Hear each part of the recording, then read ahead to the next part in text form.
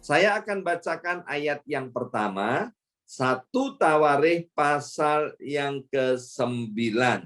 Ayat yang pertama demikian bunyi firman Tuhan, seluruh orang Israel telah terdaftar dalam silsilah.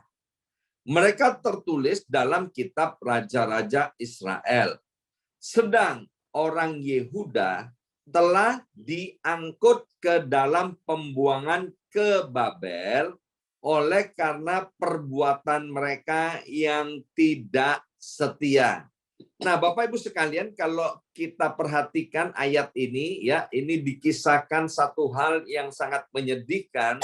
Bagaimana orang-orang Israel yang ada di selatan, yang disebut sebagai orang-orang Yehuda, itu yang merupakan umat pilihan Tuhan, akhirnya diangkut, saudara, oleh orang-orang Babel, oleh penguasa di Babel, dan kemudian mereka dibuang, ya, pakai istilah dibuang ke Babel.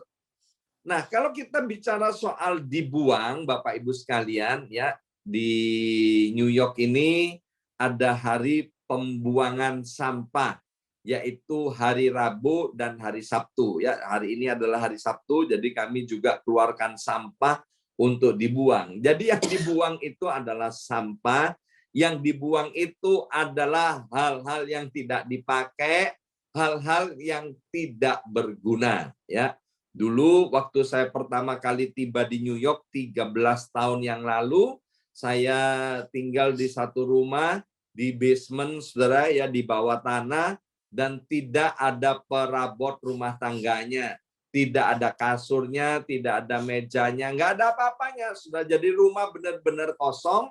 Jadi saya begitu nyampe New York, kemudian sampai di rumah yang kosong melompong itu. Kemudian ada beberapa anak muda yang baik hati, mereka bilang begini, oh jangan khawatir Pastor, hari ini adalah hari pembuangan sampah, ya kan? Saya akan keliling, biasanya ada sampah-sampah yang berupa kasur, ya kan? Nah, setelah keliling-keliling setiap sekian jam, saudara, ya, maka kemudian jemaat yang baik hati ini pulang, saudara, ya, datang kembali kepada saya, ini Pastor, saya menemukan kasur, ya. Itu karena waktu itu saya enggak ngerti, saudara, ya.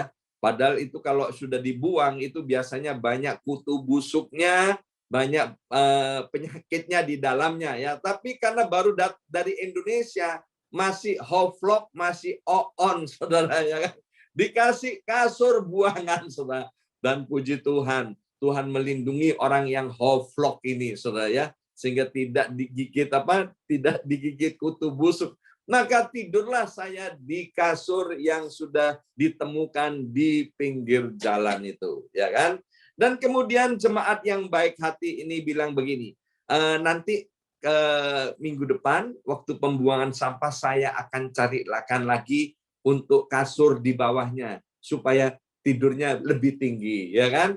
Dan kemudian benar, saudara, minggu depannya jemaat yang baik hati ini keliling lagi, saudara. Dan kemudian didapatilah lagi kasur berikutnya, maka saya bisa tidur lebih tinggi lagi. Nah, kembali kepada soal yang dibuang itu adalah hal yang tidak berharga. Lah, kalau ada satu bangsa dibuang oleh Tuhan, ya, itu artinya bangsa itu sudah tidak berguna, ya, tidak berguna. Nah, mengapa orang-orang Yehuda itu sampai dibuang oleh Tuhan? Ayat ini dikatakan karena perbuatan mereka yang tidak setia. Wow, saudara. Jadi kalau jadi orang Kristen tidak setia, saudara, itu artinya kita ini sampah. Maaf loh, itu ayat firman Tuhan yang bilang. Jadi kalau kita tidak setia, itu sama dengan sampah. Yang tidak setia itu sama dengan orang yang tidak berguna. Maka itu di dalam kitab Amsal dikatakan begini. Amsal 20 ayat yang ke-6. Banyak orang menyebut diri baik hati, tetapi orang yang setia siapakah menemukannya? Ya, kita ketemu di sekeliling kita banyak orang baik hati, ya. Kita mungkin pergi ke satu tempat sedang membawa barang yang cukup berat, kemudian ada orang yang bilang, Bapak atau Ibu, saya bantu ya, saya bawakan ya. Meskipun berat, saudara, ada orang yang membawakan, kita bilang begini, aduh, orang itu kok baik banget, ya kan? Atau kemudian kita bepergian ke satu tempat, kemudian kita ditraktir makan satu bangkok bakso, saudara.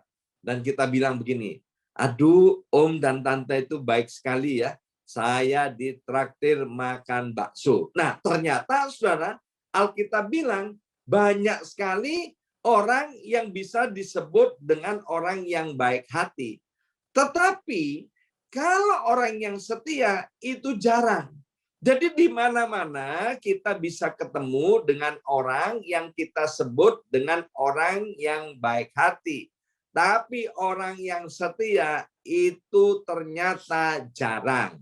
Maka itu kalau kita udah ngerti orang yang setia itu jarang, mengapa kok kita tidak menjadikan diri kita masing-masing menjadi orang yang setia? Ya, Amsal selanjutnya dikatakan begini di dalam kitab Amsal ayat pasal 19 ayat 22. Sifat yang diinginkan pada seseorang ialah kesetiaannya. Lebih baik orang miskin daripada seorang pembohong.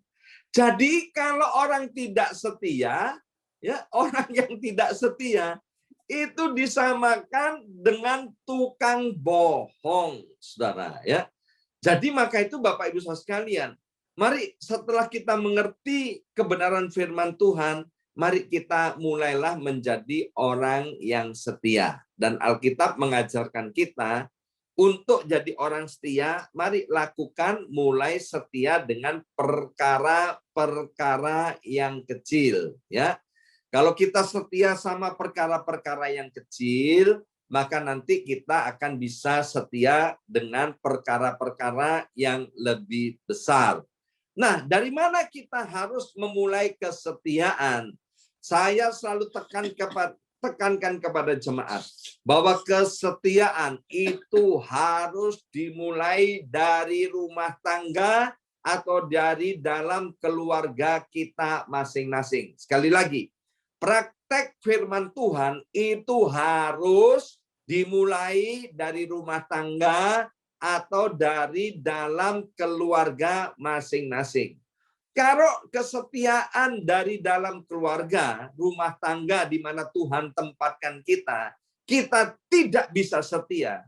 Maka kesetiaan yang ditunjukkan di luar rumah, maaf Bapak Ibu, itu adalah kesetiaan yang palsu, ya. Jadi kesetiaan itu harus dimulai dari dalam rumah. Suami setia kepada istri, istri setia kepada suami, orang tua setia kepada anak-anak, anak-anak setia kepada orang tuanya masing-masing. Itu yang disebut dengan setia. Kita perlu memiliki sifat yang baik hati. Tapi baik hati saja tanpa kesetiaan itu tidak ada gunanya. Contoh, selain orang-orang Yehuda tadi yang dibuang, saudara, kita lihat bagaimana nenek moyang kita, yaitu Adam dan Hawa. Ya, Adam dan Hawa, saudara, karena tidak setia, maka dibuang oleh Tuhan dari Taman Eden, saudara. Ya, jadi apa itu setia? Setia adalah berpegang teguh kepada firman Tuhan. Setia adalah taat kepada firman Tuhan. Itulah yang disebut dengan kesetiaan di dalam Alkitab, saudara. Ya, nanti di luar sana banyak definisi daripada setia. Tapi kesetiaan yang dimaksud dengan Alkitab, saudara, disebut dengan faithful, yaitu orang yang benar-benar beriman kepada Tuhan, itulah yang disebut dengan setia. Nah, Tuhan sudah memberikan alatnya bagaimana agar kita bisa setia, yaitu melalui kebenaran-kebenaran firman Tuhan. Dan kemudian hari ini ketika kita sedang merayakan pencurahan Roh Kudus, maka kita ditolong oleh Roh Kudus itu untuk melakukan dan mempraktekkan firman Tuhan. Saya percaya Bapak Ibu Saudara sekalian, kalau kita mau tanya dan dijawab dengan jujur dari dalam hati, kita akan senang kalau kita punya keluarga yang setia. Kita akan senang kalau sebagai gembala sidang atau sebagai pemimpin gereja punya jemaat-jemaat yang setia. Kita akan senang kalau kita punya dengan sahabat-sahabat atau teman-teman yang setia. Nah, kalau kita orang yang tidak percaya kepada Tuhan, kita ada di marketplace, kita buka toko, kita akan senang kalau kita punya pelanggan-pelanggan yang setia. Benar nggak? Kalau kita, misalnya kita pernah ketemu dengan pelanggan yang baik hati, ya, dia belanjanya banyak, tapi kemudian dia tidak datang lagi, kita nggak senang. Tapi kalau kita ketemu dengan pelanggan yang baik dan dia setia, artinya terus-menerus datang ke toko kita senang nggak? Oh, kita akan senang banget. Maka itu Bapak Ibu Saudara sekalian, mari jadilah orang yang setia. Alkitab berkisah juga tentang Esau, saudara, ya. Esau, bagaimana Esau itu anak daripada Ishak, ya kan? Esau anak daripada Ishak, saudara. Esau ini, saudara, karena dia tidak setia kepada Tuhan, maka dia kehilangan hak kesulungannya.